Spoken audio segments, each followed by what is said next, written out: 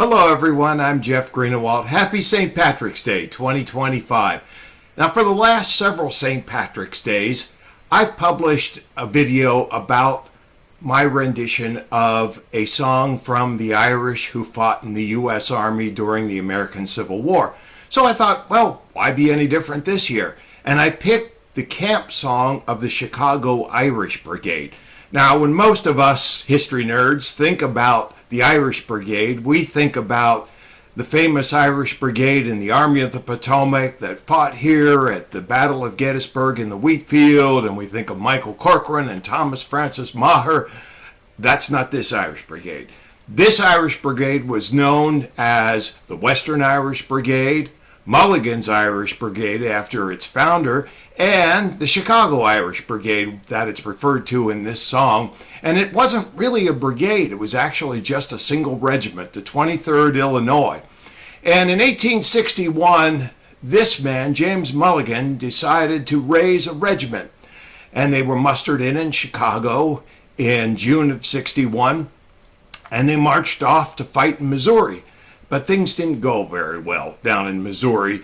They were attacked by a much, much larger Confederate force under Sterling Price, and they were forced to surrender. Now, they were paroled, and when they were exchanged, they were back in the Army able to fight. But the commander of the Missouri Department at that time, John Fremont, he didn't want to have the Chicago Irish Brigade, and he decided to dissolve it. But George B. McClellan soon took over as General-in-Chief of all U.S. Army troops, and he decided he wanted to have the Chicago Irish Brigade, so they were restored. They marched off to the western part of Virginia, where they fought for most of the Civil War, but eventually they joined General Philip Sheridan's Shenandoah Valley campaign. And during the Battle of Third Winchester, unfortunately, James Mulligan met his demise. Now, according to the story, he was wounded during the fight, and his men picked him up to carry him off of the field, and he saw that the colors were about to be captured. And he said, "Never mind me, men, save the colors."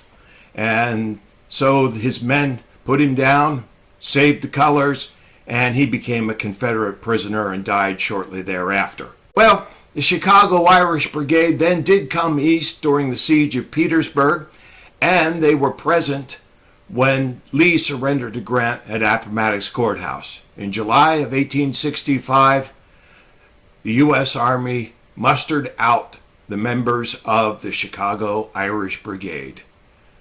Now this song, the camp song of the Chicago Irish Brigade, was published in 1861.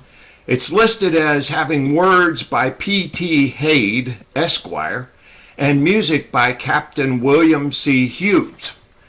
And the song was published by Root Cady. Now, if you're familiar, as I am, being the nerd that I am, with Civil War song publishing, Root Cady was probably the #1 publisher of Union songs during the Civil War. It was affiliated with George F. Root, who was the most famous composer, no doubt, of Union songs during the Civil War, and of course he was involved in Root Cady publishing.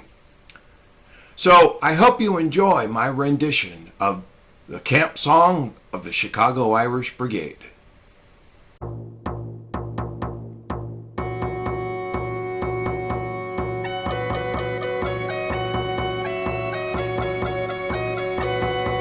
Ye sons of green Erin, assemble and join in the battle's array. The usurpers and traitors shall tremble when they see the brigade in the fray. Go march to the battlefield proudly, let the foe at your might be dismayed. And the trumpet of fame shall sound loudly the praise of the Irish Brigade.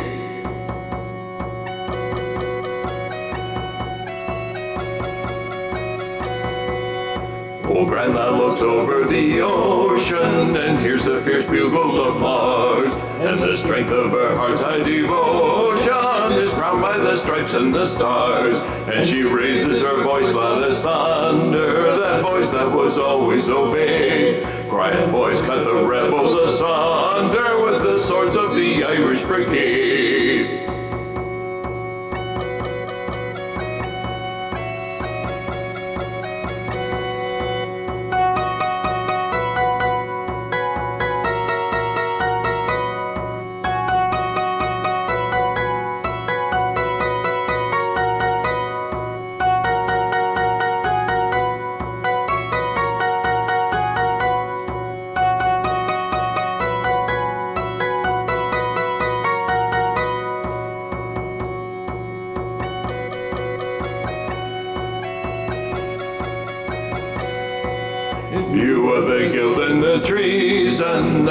us of liberty's side. Let us up and defend her in season and bring back the joy to her eyes. Bear the stars and stripes o'er you proudly, and ne'er let your march be delayed, till a foe flies in terror before ye when charged by the Irish Brigade. Well, that's my version of the camp song of the Chicago Irish Brigade. I hope you enjoyed it, and I hope you have a great St. Patrick's Day, and please take care.